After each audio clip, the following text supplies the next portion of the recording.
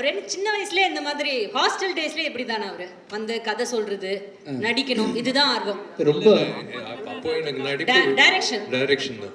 Okay. So அதனால தான் நானும் ராஜா வந்து ஒரு நாள் உட்காந்து ஹாஸ்டல் ரூம்ல வந்து ஒரு ஒரு ஒரு சீன் சொன்னேன். அதுக்கு வந்து கம்போசிஷன் பண்ணாப்ல. எனக்கு ஞாபகம் இருக்கான்னு தெரியல. Why don't you share about that? College படிக்கும்போது அவங்க அப்பாவோட படம் மகாபிரபு, ஐ லவ் இண்டியா அந்த மாதிரிலாம் ரிலீஸ் ஆச்சு. நான் வந்து திருநெல்வேலியிலேருந்து ஒன்றுமே தெரியாது எனக்கு சென்னையை பற்றி. பஞ்சம்புலைக்கு வந்த கதை தான். நம்ம வந்து பார்க்கும்போது இவர் எவ்வளோ பெரிய ஸ்டாரோட பையன். மகாபிரபு, ஐ லவ் இண்டியாவில் அந்த டைமில் வந்து பெரிய படத்தில் ஒன்று. இப்போ தான் வந்து பார்த்தீங்கன்னா ரீசெண்ட் டேஸில் பெரிய பெரிய ப்ராஜெக்ட்லாம் வந்து. ஆமாம், அப்போவே ஐ லவ் இண்டியா, மகாபிரபுன்னு ஒரு டாப் மோஸ்ட் ரேங்கில் இருந்த ப்ரொடக்ஷன் கம்பெனியோட சன்னு.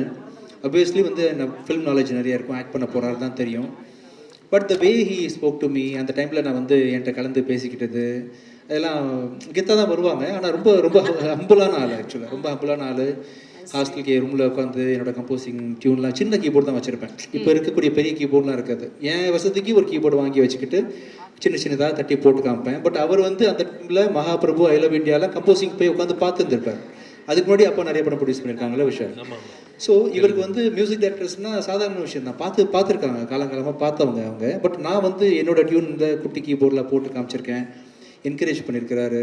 நான் காலேஜ் காம்படிஷனில் கலந்துருக்கும் போது பின்னாடி இருந்து கிளாப் பண்ணுறதுலேருந்து இன்ன வரைக்கும் நான் என்னை விட அதிகமாக நாங்கள் ஷேர் பண்ணிக்கிட்ட விஷயங்களை ஞாபகம் வச்சிருக்கிறாரு.